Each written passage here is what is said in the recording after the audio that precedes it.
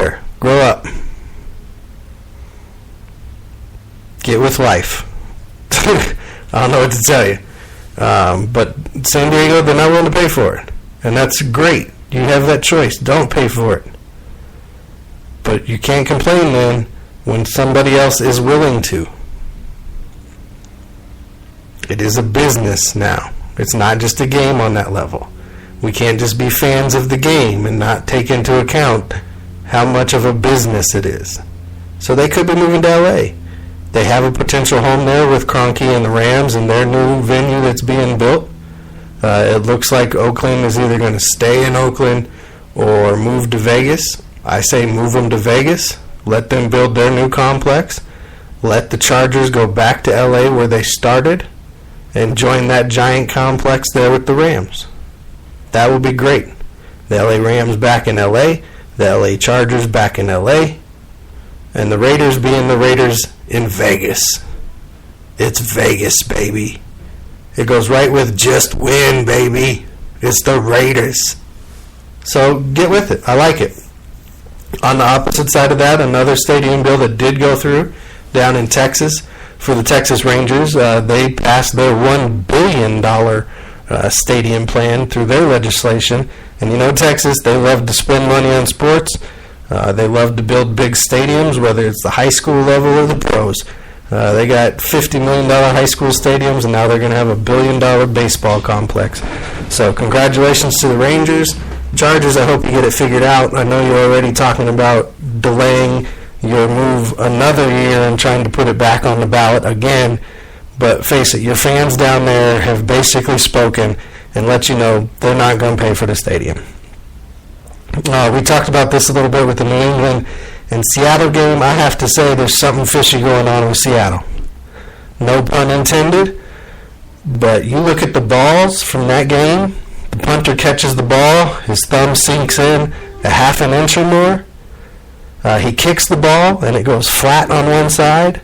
A ball's handed to a fan, and the fan's hand can squish it in. And nobody is crying about deflated balls today for Seattle. No flags were thrown, no league announcements. Go look at the videos. It is very clear what's going on there. The balls were flat. There's the Hail Mary from a couple years ago. There's the play against Detroit where they knocked the ball out of the back of the end zone, which should have been a penalty, first and goal for Detroit. We would have won that game. There's the Falcons game this year where they take Julio Jones out. The Bills game was full of incidents and bad calls, and that crew doesn't even get to work this weekend. Something fishy with the Seahawks. Aaron Rodgers calls out the Packers. He should. He should be calling out everybody up there. Brett Favre called out Aaron Rodgers and Mike McCarthy. It's just bad up there right now. They're predictable. Their receivers can't get off of press coverage. They're not getting any separation. There's no running game going on. They've had injuries. The offensive line has struggled. They're missing players. It's been all out a rough season. And Rodgers is the leader, and he has taken the most flack for all of the things going on up there. Very similar to right now what Kubiak should be going through in Denver. Because the play calling here has been atrocious. It makes me believe he has no confidence in his team. He's not doing what fits the team best, if that's the play calls. And they're also very predictable. They're not running very well to the outside. They're not doing pitches and tosses enough. Like the one game, they had a good running game this season. They're not bootlegging out. They're not trying to make the system fit the team. They're trying to make the team fit the system. And this just comes down to a lot of bad coaching right now, especially in the offensive side of the ball for Denver and for Green Bay. I mean, there's no other ifs, ands, or buts about it. That's what's going on. All right. So let's run through the division leaders real quick. We got the Cowboys at 7-1. Again, I got them losing this week. We got the Patriots 7-1. I think they go to 8-1. The Ravens at 4-4, and the Steelers at 4-4. I think the Steelers win this week and keep pace with the Ravens, who I believe have a bye this week actually. Minnesota is leading the North. One game up on the Lions, who have a bye this week. The Falcons lead the South at 6-3. The Texans lead the AFC South at 5-3.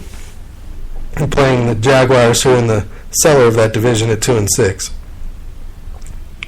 Seattle leads the NFC West at 4-2-1,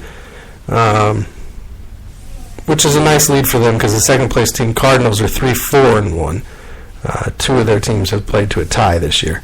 And the Raiders are a half game up on the Chiefs, who had a bye last week, as the Raiders are 7-2, and the Chiefs are at 6-2 in the AFC West. So those are your division leaders right now. Season's playing out well, man. It's been interesting. Some teams are starting to get hot, and some teams are starting to get hurt. So we'll have to see how that plays out. All right, on the other side of the break, we're going to get political. I'm going to break it down for you, and we'll get you out of here so you can enjoy the rest of your Wednesday night. Hey guys, the NFL is back. It's time to win some cash playing fantasy football. TheDirtCannon.com is a local company that has your back. They have produced over 60% winners on FanDuel, DraftKings, and now even Yahoo. TheDirtCannon.com will help you build, play, and win. Build a better team with TheDirtCannon.com.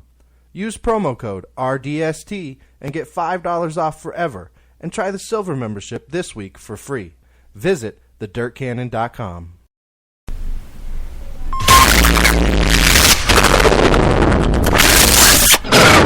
All right, let's get real quick, all right?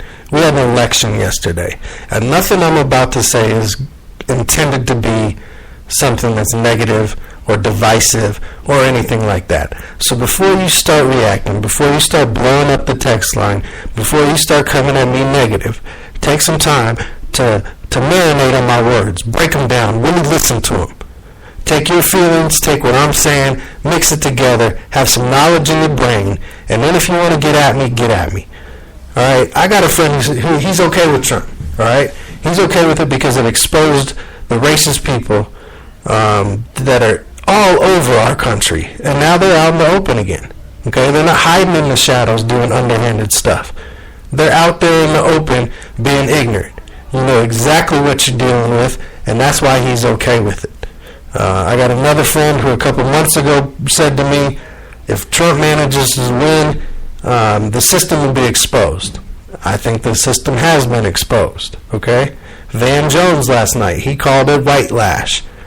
Basically, you know, the white people in this country, especially white middle-aged men who overwhelmingly voted for Trump, coming back out and expressing all of their little hurt feelers about having to have an African-American, a black man, be their president for the last 8 years. Thank you, Mr. Obama, for doing such a great job in light of how everybody tried to block you from doing anything you can, even without the understanding that, oh yeah, you're the president, not a dictator. You can't just make stuff happen because you say it. The Republicans did everything they could to block you. And you know what? You did a remarkable job. Thank you, sir, for the last 8 years. If I could get you on the show, if you ever hear this, go ahead and get at me, all right? Minnesota, they elected some good stuff out of the election. They elected the first Somali-American Muslim woman to be part of their Senate up there. We had an Indian Jamaican descent woman. We had a black woman. We have a Muslim woman. There's more women in the Senate than ever this year. So congratulations for that. Minimum wage went up in 4 states. Congratulations for that. 6 states legalized marijuana. Congratulations for that. And you know what? Hillary Clinton won the popular vote. It's time to do away with the Electoral College. I understand how important it was to have the Electoral College after the Civil War when we enacted it. But now in the digital age, we don't need it anymore. One vote, one vote. That's what I represent. That's real talk. So there's a lot I don't understand. A lot that made me mad, and I wanted to take this time to go off on my personal pain and what I don't like. Pretty much not be productive at all. This has been something I've really had to wrap my mind around, and this is what I came up with after all of that. I'm an independent voter. I would not say I'm a patriot. I like people more than a flag or the place I live or was born. I have not, nor will I believe that because of where I live or was born that I should just do what they want or believe what they believe because of that. That is the most important thing I value for being in this country, my ability to be me and choose. However, as time has gone on, and I have grown to adulthood, I have noticed what we do in this country is try to take away people's choices and freedoms if the masses don't agree with them or like them. We have been exposed in this election as nothing more than a divided country with a lot of hatred. It is sad, but it is true. Patton Oswalt tweeted last night, he's an actor, "What I have learned so far tonight, America is way more sexist than it is racist, and it's pretty fucking racist." That's an actor. Okay, that's Hollywood talking to you right there. Take it for what it's worth. We were once again left feeling like we only had two choices, and that is the opposite of the original intention. It is time to make America smart again. Not to vote away our rights, Colorado, with the amendment that limited how you get stuff onto the Constitution, not to support divisiveness, but to band together and let the world and this country know this is not who we are or who we are going to be. We need to teach our kids the importance of being different and that it is okay. Teach each other to accept difference and move away from being a Christian-run state and to be a state run by all. We are all immigrants from somewhere. We are all people of the same race. We live in this place together, and it's time to figure that out. We have a separation of church and state for a reason, and I personally don't care your affiliation, denomination, or anything else. You can even let those principles guide you through life. That's fine. The key word is let them guide you.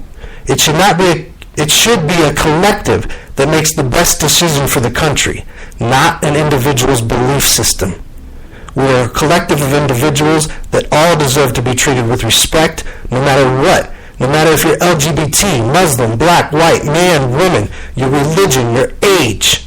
It doesn't matter. Now that America has been exposed and it is completely divided, maybe we can start the process of making ourselves good again. I don't mean the collective us. I mean each and every one of us can now make ourselves good. We can improve our education, relationships, be willing to let people be people, and then move our circle out and grow them until we are united. It is okay not to agree with everyone, to not be the same. I accept that. I also know people who don't agree or believe the same things can find compromise or common ground, even if that ground is you do you and I'll just do me, as long as we don't oppose anything on each other. Real talk though, I truly hope I am wrong about how I feel about Trump and what I think is going to happen. I hope that just like with sports, when I get it wrong, I can come back on this show and express all the good that is happening around the country. I just don't know. We'll have to wait and see. And with that being said, y'all, until next time, I appreciate you tuning in. Follow us on Facebook, Real Deal Sports Talk with KP. Check us out on Twitter, Real Deal KVP. Again, we have the text line. If you ever want to text in during the show on Wednesday nights, on Saturday mornings, or on Sunday mornings, hit us up, 720-515-5597. We have the GoFundMe page out there. We're trying to raise money for new equipment. And maybe you're listening to the show right now and you're going, forget this guy, I'm not giving him no money. And maybe some of you out there are like, you know what, that was real talk. Until next time, everybody, thank you. We'll be all right. And you know how we do. Until next time, just